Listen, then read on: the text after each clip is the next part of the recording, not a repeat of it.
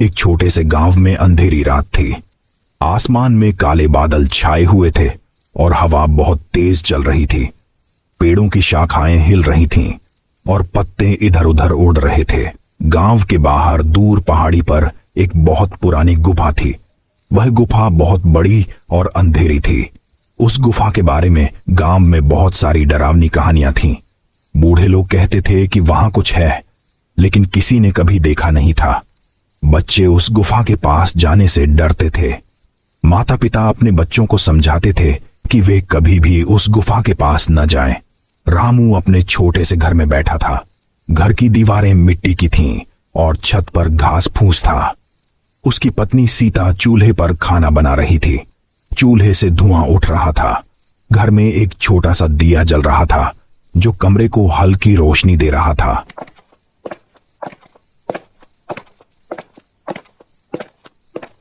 अरे बाप रे, ये हवा तो बहुत तेज है आज।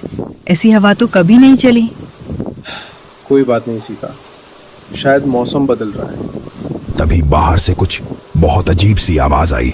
वह आवाज किसी के रोने जैसी लग रही थी, लेकिन यह किसी सामान्य इंसान के रोने जैसी नहीं थी। यह आवाज बहुत दर्द भरी और डरावनी थी। आवाज पहाड़ी की तरफ से आ रही थी जहां वह पुरानी गुफा थी। सुनाई दिया तुम्हें? ये आवाज कहाँ से आ रही है? मुझे तो बहुत डर लग रहा है। हाँ, सुनाई दिया। लगता है पहाड़ी की तरफ से आ रही है। शायद कोई जानवर होगा। पहाड़ों में तो बहुत जानवर रहते हैं। नहीं रामू, ये किसी जानवर की आवाज नहीं है। ये तो किसी इंसान के रोने जैसी है। लेकिन कौन इतनी रात को पहाड़ी पर रोएगा? लेकिन वह आवाज फिर से आई, इस बार पहले से भी ज्यादा तेज और डरावनी। ऐसा लग रहा था जैसे कोई बहुत दर्द में हो। रामू ने खिड़की से बाहर देखा। गांव की सभी गलियां बिल्कुल सुनसान थीं। कोई भी बाहर नहीं था। सब लोग अपने अपने घरों में थे। पहाड़ी की तरफ घना अंधेरा था। कुछ भी साफ नहीं दिख रहा था। चलो अब सोते हैं सीता, सुबह देखेंगे कि क्या बात है। रात को सोचने से कुछ नहीं होगा। लेकिन सीता को बिल्कुल नींद नहीं आई। वह पूरी रात करवटें बदलती रही और बेचैन रही। वह आवाजें रुक रुक कर आती रहीं, कभी तेज तो कभी धीमी। सीता ने कान बंद कर लिए, लेकिन फिर भी आवाजें सुनाई देती रहीं।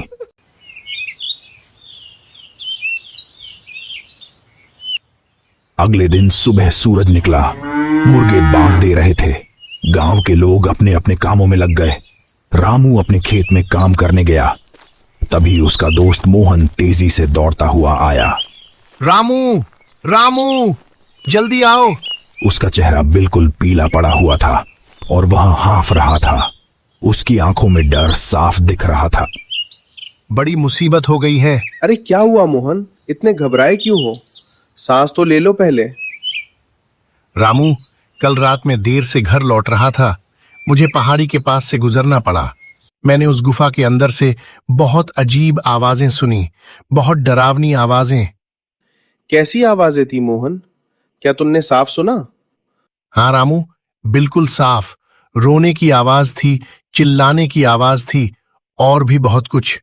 ऐसा लग रहा था जैसे कोई बहुत दर्द में हो। मैं तो डर के मारे भाग आया। और एक बात रामू, गुफा के अंदर से बहुत ठंडी हवा आ रही थी। इतनी ठंडी कि मेरी हड्डियां तक जम गईं। तुम्हें गलतफहमी हुई होगी मोहन।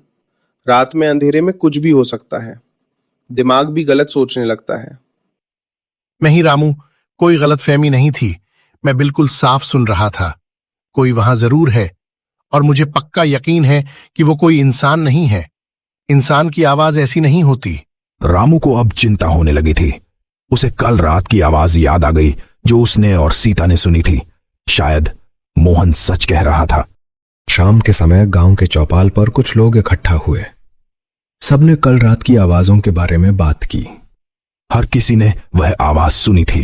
कुछ लोग बहुत डरे हुए थे। बूढ़े दादा भी अपनी लाठी लेकर वहां आए।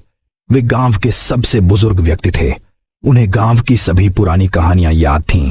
मैं तुम सबको बहुत पहले से कह रहा हूं, उस गुफा के पास कभी मत जाओ, खासकर रात के समय। लेकिन क्यों दादाजी, वहां क्या है?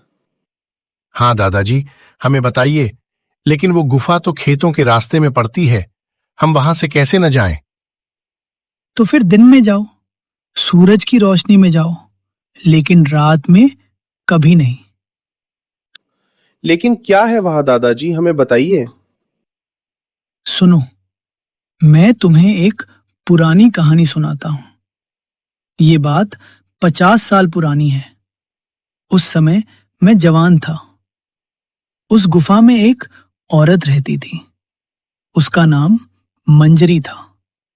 वो बहुत अकेली रहती थी। गांव के लोग कहते थे कि वो जादू टोना जानती है। लोग उससे डरते थे। कुछ लोग कहते थे कि वो लोगों को बीमार कर देती है।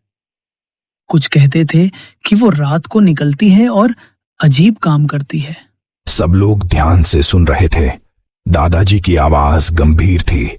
फिर एक दिन गांव के कुछ लोगों ने तय किया कि वे मंजरी को भगा देंगे। वे गुफा में गए और उसे बुरी तरह से मारा पीटा। मंजरी बहुत घायल हो गई। वो रोती रही और माफी मांगती रही, लेकिन किसी ने नहीं सुना। लोग उसे मारते रहे। फिर वे उसे वहीं छोड़कर चले गए। फिर क्या हुआ दादाजी? उसके बाद किसी ने मंजरी को नहीं देखा। लोगों ने सोचा कि वो कहीं और चली गई।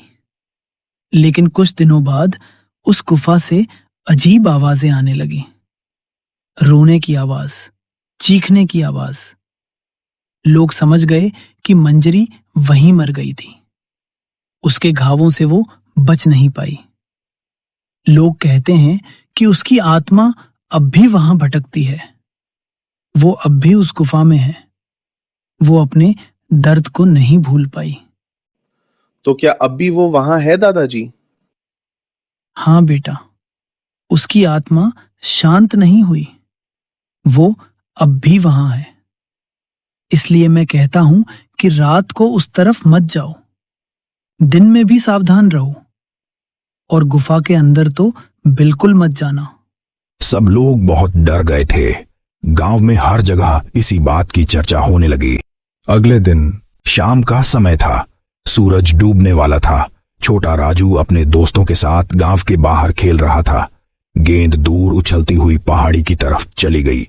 अरे, मेरी गेंद वहां चली गई। राजू का दोस्त बोला, वहां मत जाओ, गुफा वहीं है। लेकिन राजू बहादुर लड़का था। उसे किसी बात का डर नहीं था। अरे कुछ नहीं होगा, अभी तो दिन है, थोड़ी रोशनी है, मैं जल्दी आता हूँ। राजू दौड़ता हुआ गेंद लेने गया। वह पहाड़ी पर चढ़ने लगा। पत्थर और झाड़ियां थीं। उसे चढ़ने में मुश्किल हो रही थी। फिर उसने ऊपर देखा। गुफा दिखाई दे रही थी। गुफा का मुंह बहुत बड़ा और काला था। बहुत डरावना लग रहा था। राजू ने इधर उधर देखा। उसे अपनी गेंद दिखाई दी।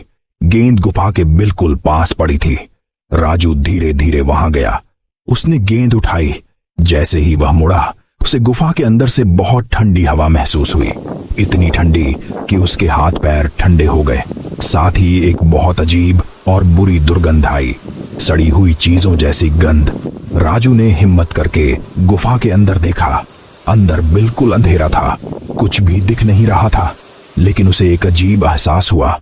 ऐसा लगा जैसे अंदर से कोई उसे देख रहा है, उसे ध्यान से घूर रहा है। फिर उसे सांस लेने की आवाज सुनाई दी। कोई अंदर सांस ले रहा था, धीरे धीरे लेकिन साफ। कौन है वहां? कोई है क्या? राजू की आवाज कांप रही थी। उसे बहुत डर लग रहा था। कोई जवाब नहीं आया, लेकिन सांस लेने की आवाज और तेज हो गई। अब वह तेज तेज सांस ले रहा था, जैसे कोई गुस्से में हो। राजू बहुत घबरा गया। उसने गेंद पकड़ी और भागते हुए नीचे की तरफ दौड़ा। वह इतना तेज भागा कि गिरते गिरते बचा। उसका दिल जोर जोर से धड़क रहा था। वह सीधा रामू के घर गया। रामू बाहर बैठा था। रामू काका, रामू काका, गुफा में कोई है, सच में कोई है। अरे राजू बेटा, क्या हुआ? इतना क्यों घबराए हो? पानी पियो पहले। राजू ने पानी पिया। फिर उसने सब कुछ बताया। मैं गेंद लेने गया था। गुफा के पास से ठंडी हवा आई और बहुत बुरी गंध भी। फिर मैंने सांस लेने की आवाज सुनी। कोई अंदर था। मुझे साफ लग रहा था कि कोई मुझे देख रहा है। सीता भी बाहर आ गई थी। वह बहुत चिंतित थी। हे भगवान, ये लड़का वहां गया क्यों? कुछ हो जाता तो? राजू बेटा, अब कभी भी वहां मत जाना, कभी भी नहीं, समझे? बहुत खतरनाक है वो जगह। राजू ने सिर हिलाया। वह अभी भी कांप रहा था। उसके चेहरे पर डर साफ दिख रहा था। रामू ने उसे घर पहुंचाया। रात का समय हो गया। अंधेरा छा गया था। रामू और सीता सोने की तैयारी कर रहे थे। सीता ने दरवाजा अच्छे से बंद किया, खिड़की भी बंद कर दी। तभी फिर से वही आवाज आई।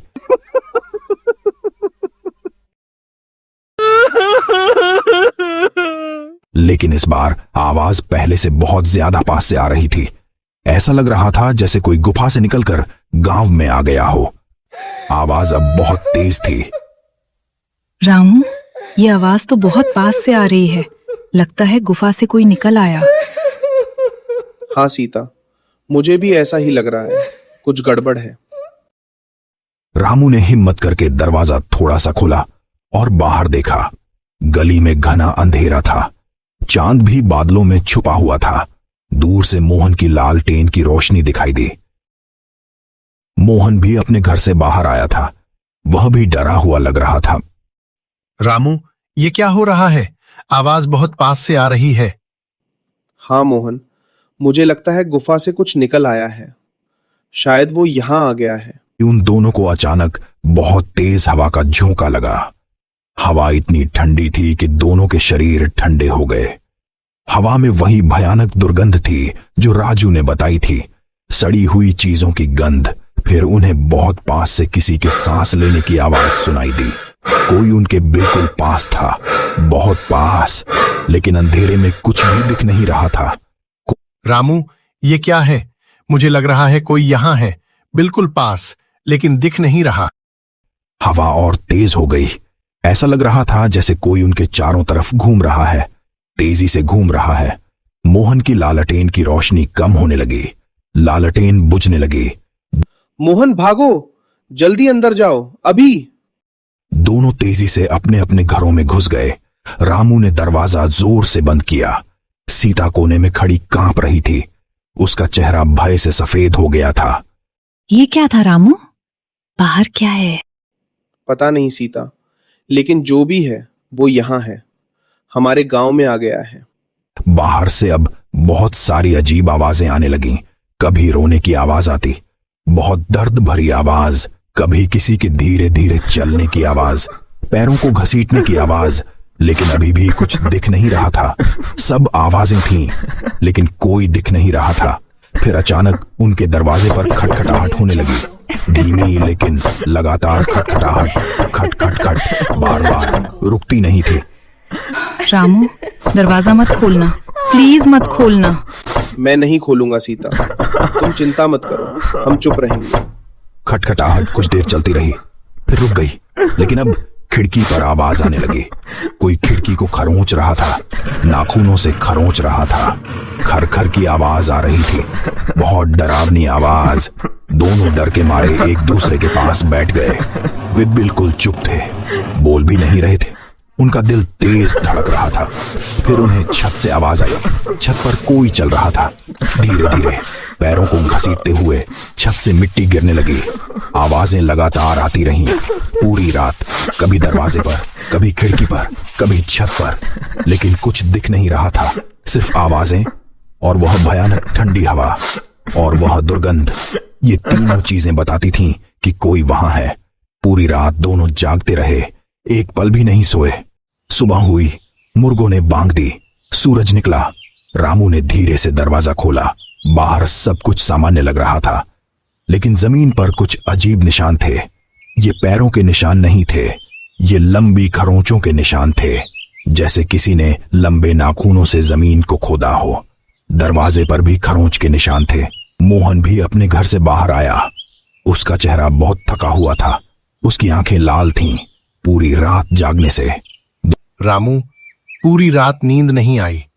वो चीज मेरे घर पर भी आई थी, वही आवाजें, वही खटखटाहट। हाँ मोहन, मेरे घर पर भी यही हुआ। अब हमें कुछ करना ही होगा, ऐसे तो हम जी नहीं पाएंगे। दोपहर में रामू, मोहन, बुढ़े दादा और राजू मिले। चारों बहुत चिंतित थे। दादाजी, अब हम क्या करें? हर रात यही होता रहेगा तो हम कैसे जिएंगे? मैं सोच रहा हूं मंजरी की आत्मा को कुछ चाहिए। वो कुछ ढूंढ रही है, इसीलिए वो गांव में आ रही है। लेकिन क्या चाहिए उसे दादाजी? अगर हमें पता चल जाए तो शायद हम कुछ कर सकें। मुझे एक बात याद आ रही है। जब लोगों ने मंजरी को मारा था तब उसने कुछ कहा था। उसने कहा था कि उसकी एक बहुत कीमती चीज गुफा में रह गई है। वो उसे वापस लेना चाहती थी, लेकिन किसी ने उसकी नहीं सुनी। कौन सी चीज दादाजी? क्या था वो? एक लाल कपड़े में लिपटा हुआ कुछ था। मुझे याद है उसने कहा था लाल कपड़ा। शायद कोई ताबीज था या कोई गहना, उसके लिए बहुत कीमती था। तो क्या हमें गुफा में जाना होगा और वो चीज ढूंढनी होगी? हाँ मोहन, लेकिन बहुत सावधानी से, और दिन में जाना, जब सूरज आसमान में हो। रात में बिल्कुल मत जाना। अगले दिन दोपहर का समय था। सूरज पूरी ताकत से चमक रहा था। रामू और मोहन गुफा की तरफ चले। बुढ़े दादा और राजू पहाड़ी के नीचे इंतजार करने लगे। दोनों बहुत डरे हुए थे, लेकिन उन्हें जाना ही था। गुफा का मुंह बहुत बड़ा और डरावना लग रहा था। दिन में भी वह डरावनी लग रही थी। अंदर से ठंडी हवा आ रही थी। दोनों धीरे धीरे अंदर गए। रामू ने मशाल जलाई। मशाल की रोशनी में गुफा की दीवारें दिखाई दीं। दीवारें गीली थीं, उन पर काई लगी हुई थी। दीवारों पर बहुत सारे खरोंच के निशान भी थे, लंबे और गहरे निशान। वे धीरे धीरे आगे बढ़े। गुफा अंदर से बहुत लंबी थी। चलते चलते उन्हें एक कोना दिखा। वहां पुराने फटे कपड़े पड़े थे, कुछ टूटे बर्तन भी थे। यहां कोई रहता था। यह मंजरी की जगह थी। मोहन, यहां देखो, यहां कोई रहता था। ये सब चीजें देखो। हाँ रामू, यहीं वो रहती होगी। अब लाल कपड़ा ढूंढो, जल्दी करो। दोनों ने वहां ढूंढना शुरू किया।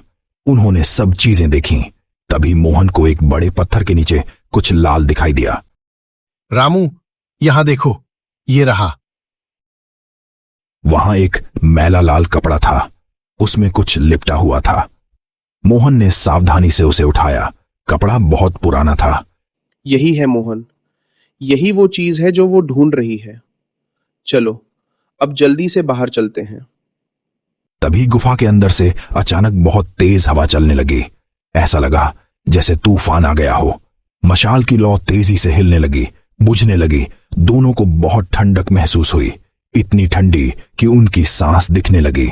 फिर उन्हें गुफा के अंदर से सांस लेने की आवाज सुनाई दी। तेज तेज सांस। गुस्से में आवाज पास आ रही थी, तेजी से पास आ रही थी। रामू भागो, जल्दी भागो, वो यहां है। दोनों तेजी से दौड़े। हवा उनका पीछा कर रही थी, बहुत तेज हवा, ठंडी हवा। वे लड़खड़ाते हुए भागते रहे। आखिरकार वे गुफा से बाहर आ गए। नीचे भागे, जहां दादा और राजू इंतजार कर रहे थे। मोहन ने लाल कपड़ा दादाजी को दिया। बुढ़े दादा ने सावधानी से लाल कपड़ा खोला। अंदर एक पुराना ताबीज था, चांदी का ताबीज। उस पर कुछ लिखा हुआ था। ये वही है, ये उसका ताबीज है। उसके लिए ये बहुत कीमती था। अब हमें ये उसे वापस देना होगा। लेकिन कैसे दादाजी? वो तो दिखती नहीं। हमें इसे वापस गुफा में रखना होगा, लेकिन इस बार गुफा के बाहर, ताकि वो आसानी से ले सके। रात में रख देंगे, दूर से, फिर भाग जाएंगे। लेकिन दादाजी, रात में वो आती है, खतरनाक है। इसीलिए तो रात में रखेंगे, ताकि वो ले सके। दिन में वो नहीं आती, रात में ही आती है। शाम हो गई। सूरज डूबने लगा। रामू और मोहन फिर से तैयार हुए। इस बार वे सिर्फ ताबीज लेकर जाएंगे, गुफा के अंदर नहीं जाएंगे, बस बाहर रखेंगे। रात हुई, अंधेरा छा गया। रामू और मोहन पहाड़ी पर गए। दोनों के पास लालटेन थी। वे धीरे धीरे गुफा के पास पहुंचे। गुफा के बाहर एक बड़ा सा पत्थर था। रामू ने वहां लाल कपड़े में लिपटा ताबीज रख दिया। सावधानी से रखा। हो गया, अब चलते हैं, लेकिन थोड़ी दूर से देखते हैं क्या होता है। दोनों थोड़ी दूर जाकर एक बड़े पत्थर के पीछे छुप गए। वहां से गुफा दिख रही थी। वे चुपचाप इंतजार करने लगे। कुछ देर बाद हवा चलने लगी। धीरे धीरे फिर वही आवाजें शुरू हुई, रोने की आवाज, लेकिन इस बार आवाज अलग थी।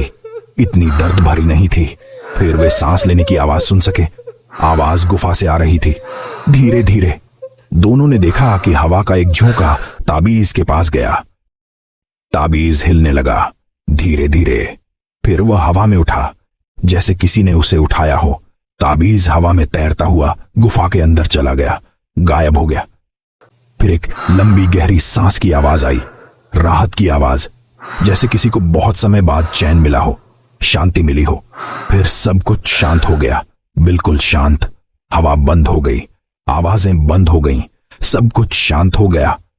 रामू लगता है चली गई। उसे मिल गया जो वो चाहती थी। हाँ मोहन, अब उसे शांति मिल गई होगी। चलो नीचे चलते हैं। दोनों नीचे आए। उस रात गांव में कोई आवाज नहीं आई। सब कुछ बिल्कुल शांत था। कोई खटखटाहट नहीं, कोई खरोंच की आवाज नहीं, कोई ठंडी हवा नहीं। सब शांत था। बूढ़े दादा ने सबको बताया कि मंजरी की आत्मा को शांति मिल गई है। उसे अपना ताबीज मिल गया था। अब वह भटकेगी नहीं। अब वह शांति से चली गई है।